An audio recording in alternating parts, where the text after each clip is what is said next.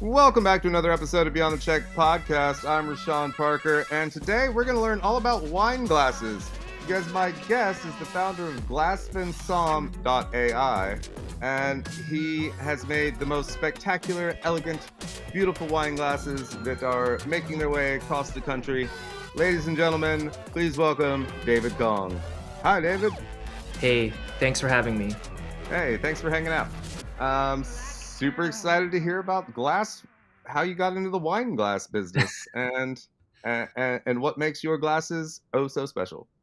Sure. So my brand is called Glassvin, Glasvin, and we basically specialize in hand-blown wine glasses, which is that little sliver of the best of the wine glasses.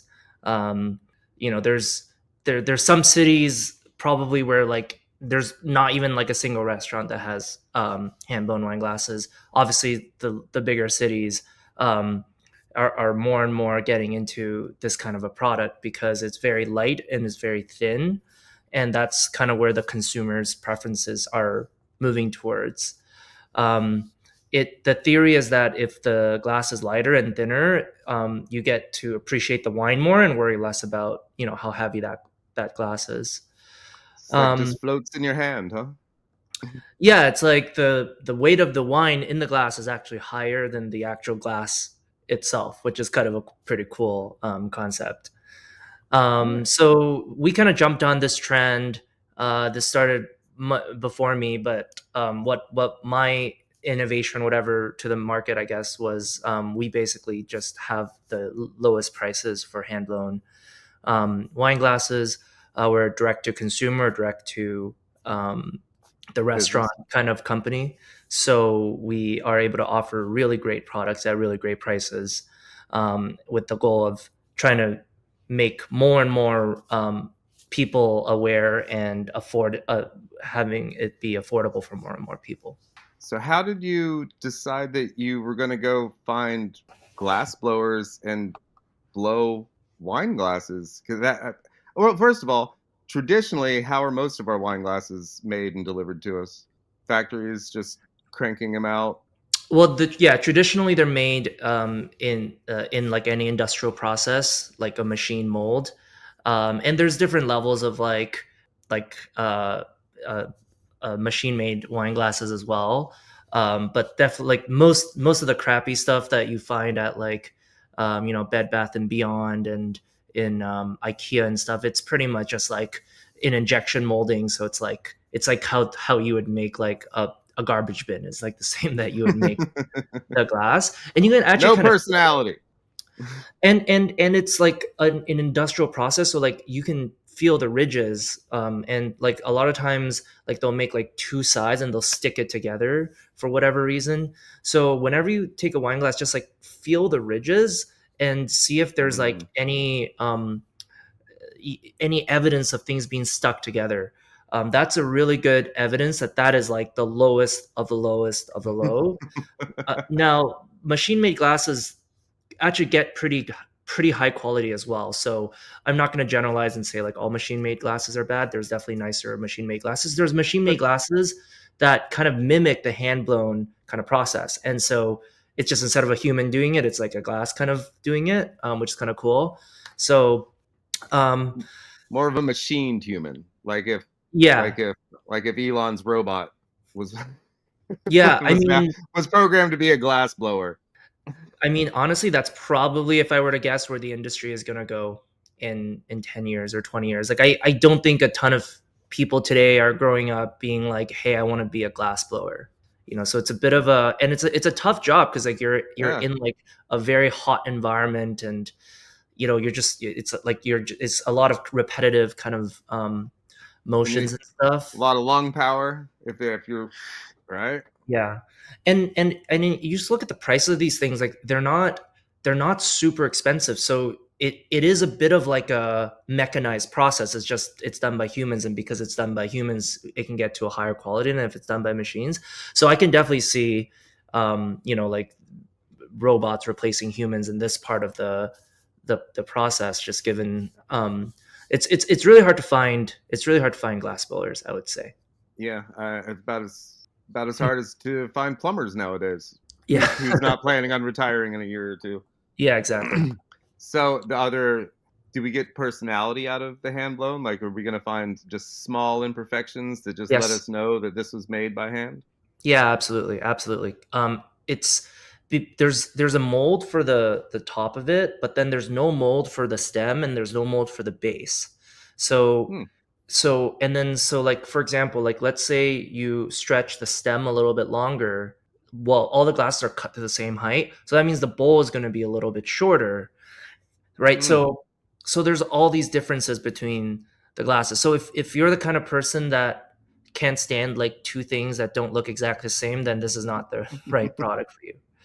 I feel like I'm the um opposite of that. I appreciate the fact that they're slightly different, like a snowflake. yeah, it definitely doesn't like it, like you won't notice it's different unless if you like really like aggressively inspect it. But yeah, like I mean, most people who like wine use hand blown wine glasses. They're totally fine with them being a little bit different. It's much better for the glass to be a little bit different than to have to use like a clunky heavy glass to drink your wine out of. I my problem is that I always break them. So I uh, I did a bad thing once and bought plastic wine glasses, and I've never broken them, but I also never used them. Yeah, I mean, glassware is a perishable good, so it is going to break sooner or later. That's with our glasses as well as with the shitty IKEA glasses that you get will also break It's sooner or gonna later. So happen. obviously, our glasses are going to require a higher level of care. Uh, so like our customers understand that. They're not going in the dishwasher. They do go in the dishwasher actually. Um, so dishwashers are much better at washing dishes and glasses than humans are. It's very unlikely a Mm. dishwasher is going to break your glass, whereas yeah, it's very easy for a human to break your Your glass. hand to just get in there I've snapped so many just sticking, trying to get the sponge in your hand, and then you just Yeah, twist wrong and just pops. it's one of those things like self-driving cars or wherever where like a machine is just better than a human at doing some of these things. It's a little more delicate. It doesn't have the brute force that our elbows grease does. Right? Yeah, exactly. Like it's basically just spraying water in the glass, so it's like actually pretty unlikely that glass is breaking from that. So the wine industry drew you to it because you worked in the food industry. You were No, chef in it a bit. no, How no, did you no. stumble into this? I worked in finance. I worked at a hedge fund in New York City. I just like wine a lot, and I drank a lot of wine when I was working in finance. So, and I discovered Zaltos and the like, and and I was just like, these things are too expensive, and I needed to like get the cost of these down. Because you had so many wine glasses in your own house. Yeah, yeah. I kind of just made the product for myself, I guess, to some degree, because I was tired of paying what I was paying for these glasses, and I was like, well, I would feel a lot better when one of these break if it was half the price. So you So, started your own business. mhm. What was it like in the beginning? Like, how did you get started? Who was your first client that you managed to get your glasses into? And yeah, just tell me the story um, of beginning and growing. so we started in 2019. We took about a year to get the glasses available for sale. So 2020 kind of was the start. We had our first break on a forum called Wine Berserkers. Um, so it's just a bunch of wine nerds, and they just talk about all things wine related. And yeah, I just sent some samples to a couple of the people, and they all wrote very nice things about it. And then just completely took off from there. Basically everything has been organic. We do some sponsorship here and there. We run some Facebook ads here and there, but like mostly just word of mouth. There are people telling other people. The restaurants found out about it because people are using them. Now people are finding out because the restaurants are using them. So it's just one big word of Word of mouth mouth. campaign. Yeah. Well, that's fantastic. Congratulations. That Thank you. always just happens. You can never plan that. So the Yeah. I universe mean, likes you, sir. well, I think one lesson of like starting your own business is like if you're not seeing a very high like organic growth rate, then it's probably not the best kind of business, or it's not the best kind of product. I mean, obviously you can accelerate your growth by throwing money at it, but if there's no organic growth, that just probably means there's not a very high net promoter score, and people aren't really recommending it to their friends and things like Right. that. So you probably have a product problem, or a product market fit problem. I guess I would compare that to posting reels, and if the reel doesn't do well, you shouldn't boost it. Yeah, exactly. If Yeah, you no, make that's a if you great make point. if you make something and it just generally is not well accepted, it's probably Yeah, time to move on to something else.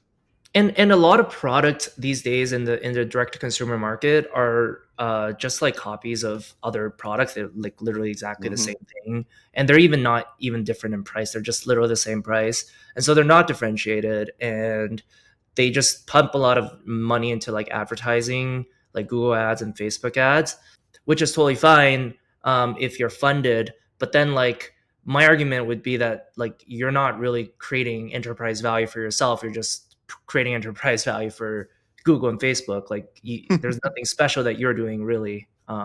So, I mean, Spending money. obviously, You're spending money well. yeah, you're creating enterprise value for the advertiser, basically. So, where how did you find glass blowers to actually get the business going? Were you?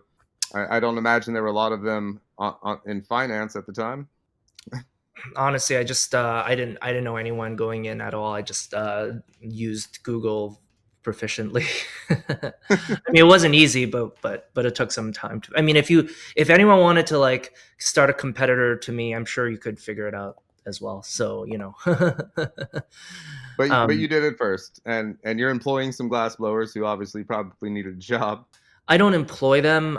It's a contract manufacturing, like most direct to consumer companies. So these already Ah, existed, and we just buy. But I design the product, and then they make it to my specifications, and I pay them oh, for that's cool. the product. So somebody out there is employing a bunch of glass blowers. Yeah, I mean, obviously, the demand I'm creating for this market is obviously creating a lot of jobs in for hand blown glass blowers. So, I'm happy about that. I mean, I'll never. That's not like I don't talk about that a lot. Like it is a fact of the matter, but that's not like I really try to sell people on the value that they're gonna get from buying my product, and not like some like random like ism or something that they're that You want the they're product to speak for itself, yes even though you are creating jobs. yes Uh, the product speaks for itself. So, what is the product saying when it's speaking to me? um Strange yeah I mean question. I felt that after I asked it. um I mean I think like anyone that really likes wine is using a hand blown wine glass. I'm just very confident about that. So it's like it's like it's like switching from like a non-retina display on your phone to like a retina display. Like you just can't really go back to the original one. Mm, hmm. There's a lot of things in life that are like that, and yeah, like if you like wine, then hand blown wine glass is that exact. You're just never going to go back to the original. You just have to hold it first. You just need to get it into their hands so they can appreciate its elegance and its simplicity. You literally like like the wine will taste better. Like I mean, this is obviously I'm biased, and there's no real evidence to suggest this, but like the wine I definitely love that. will taste. I mean, it's not definite, but like I think the average person will say that the wine tastes better out of a nicer glass. I don't know if that's like the placebo effect of like like just nice things served in a nice way improves your experience, or if there's something actual like fundamental about it. I'm not super sure, but Well, it's a I feel very that way because I drink wine out of multiple different devices, and I feel different about it depending on what I'm drinking out of. Right. So I have these tiny little like juice glasses, and I like to sip wine out of the tiny little juice glasses. And that makes me feel like I'm in Italy. Right. Like, right. but when I do put it in, say, and I like stemless. I usually have stemless wine glasses, just because I break them too easy. It does taste different. It does taste more luxurious somehow than if I put that same wine into, say, my plastic wine cup, and it just tastes a little trashier. And it probably is mental, right? It probably is just our own bias about it, but it the way it holds in your hand, the way it touches your lip, right? Like all of that is sensory, and it creates a different experience. Whether you're touching plastic, whether you're touching thick glass, whether you're holding a stem, whether you're not holding a stem, it really does make everything slightly different. It makes you feel a different way depending on which device you're using. I mean, there are also like just from the shape of the glass. Like if you're using like those little Italian things, like those are not gonna display the wine well at all. I'm almost saying like if you compare things of the same shape, then then the hand blown glass is still nicer. But yeah, like if a normal wine glass shape should look like this, and if you're drinking out of anything that doesn't look like this, it is not gonna show the wine um, super well. Um, Also, like people who, You can't aerate it, right? There's no right, swirling. You don't, and if you don't have the stem, you don't get the fun of like holding the glass and giving it the swirl. yeah, and it needs to be big enough too. Like a very small glass is just not usually going to cut it.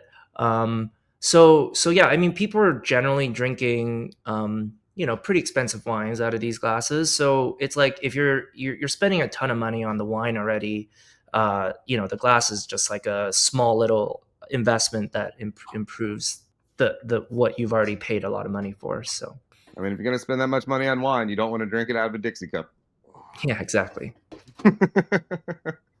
So we were talking a little before we came on about your inspiration and cooking into the business. You want to tell me your because I know you cook.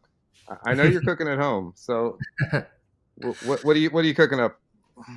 Um, I try to like I just cook what I like to eat basically. I mean, I hope most people do that. But like I mean, despite our glasses being at like super fancy restaurants, like 2, 3 Michelin star restaurants, I actually kind of like obviously like really nice food, but like not necessarily like the really nitpicky kind of You don't stuff. need gold flakes and Yeah, truffles on everything.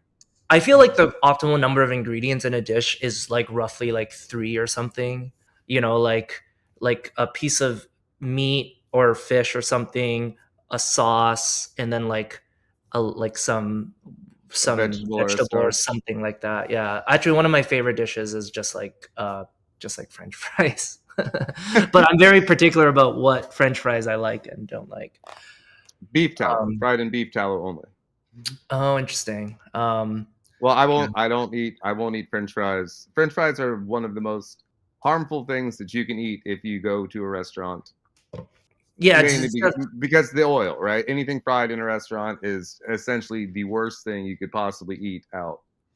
So I it's make my definitely French not fries. healthy at all, and it is definitely a guilty pleasure for me. But that's why, like, if it's not good, I just don't eat it. But if it's good, I'll probably eat I it. make I make baked French fries at home, and I started this when I stopped eating seed oils of any kind, and now I hand cut my French fries by hand, so every French fry gets a little bit of love, every single one of them, Yeah, and then yeah, avocado oil into the oven, and you raise the temperature about halfway. You cook them for 20 minutes at like 400. You raise it to 450 for like the last 15 minutes, and they turn out amazing.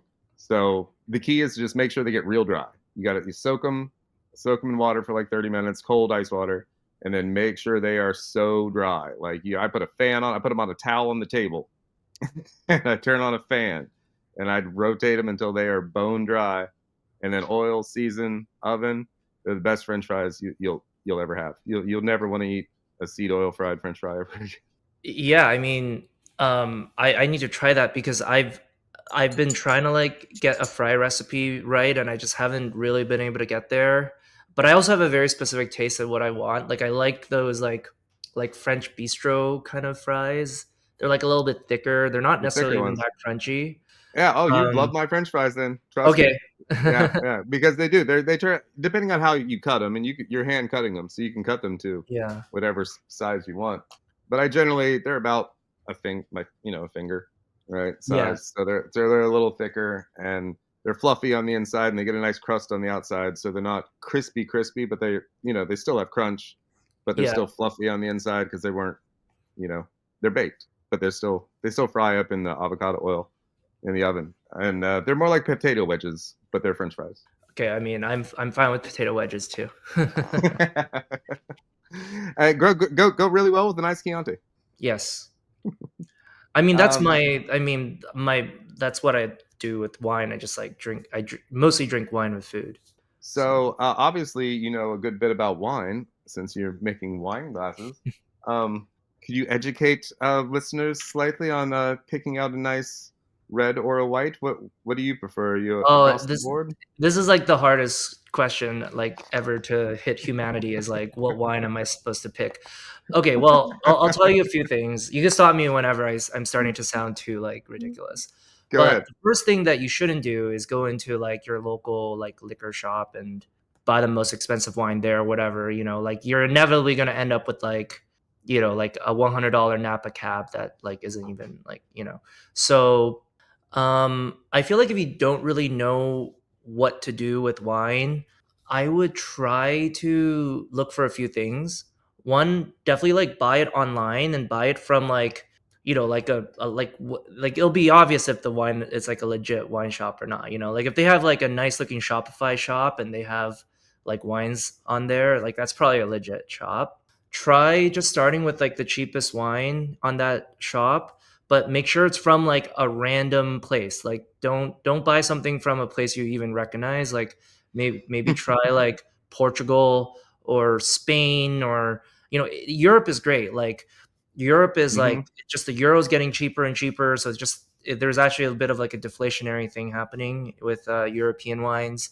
So yeah, like start with that, and then just go up in price like little by little. Start with like the cheapest, so you know what Base like so you have level. a reference point for like as you get higher. Hmm. And then the another really great tip, and I'm the only I think I figured this one out myself, so I can credit myself on this one. Try to buy wines that are old. And it doesn't have to be expensive, but if you find a wine that's like not super expensive and older, like that's probably actually a pretty good wine, because like if it was a good wine, if it was a bad wine, no one would have kept it for 10 years. Mm. So That is a hard that's thing to do start. nowadays if you don't go into a wine shop. Like the vintage is this year. You go into Kroger's, you go into any regular liquor store, the Yeah. vintage is always this year or last year. And it's impossible to find older vintages unless you actually go to an actual wine shop.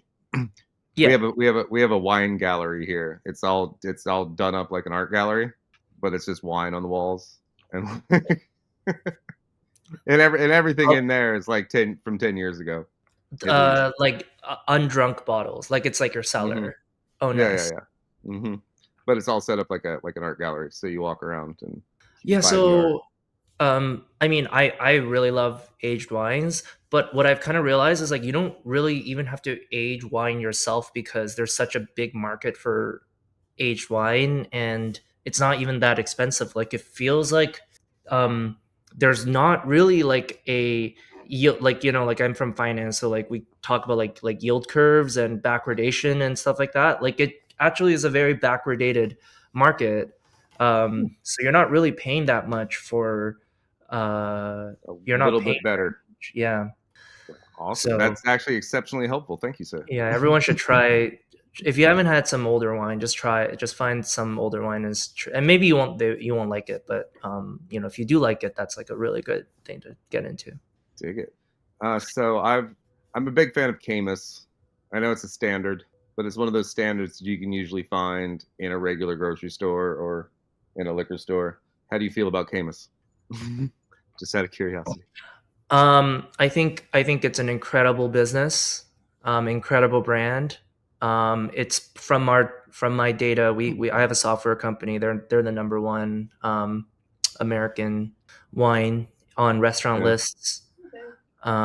So yeah, So I have a lot of respect for them. I'm a health nut, and so when I started that, I stopped buying American wine altogether.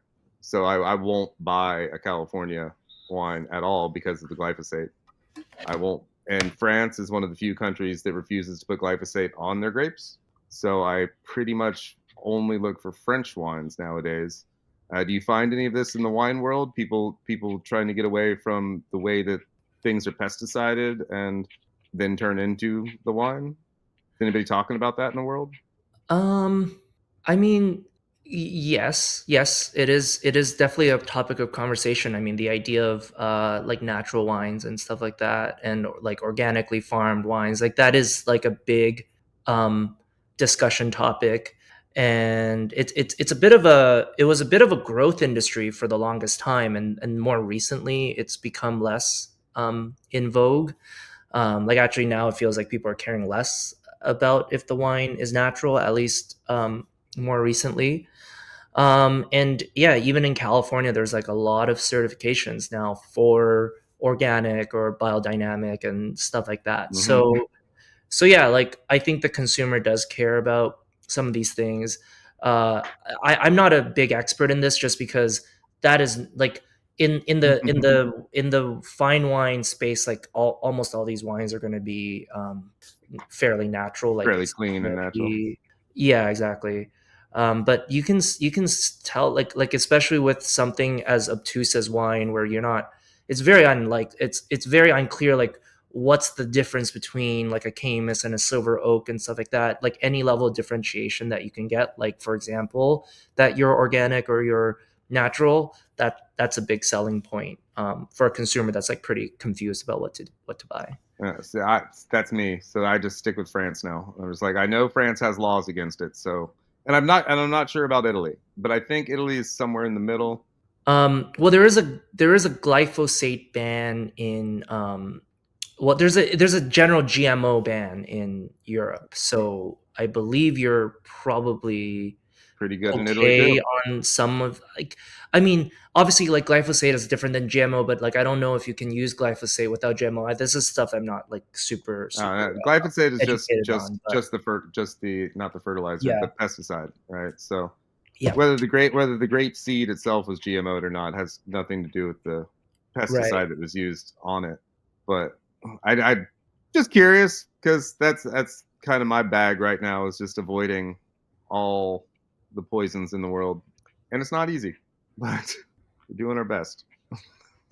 I think wine probably like ranks in one of the less processed kind of stuff, like it, like compared to a lot of other like branded kind of food products in the US. Like wine is probably actually one on the better end of that spectrum, would be my guess.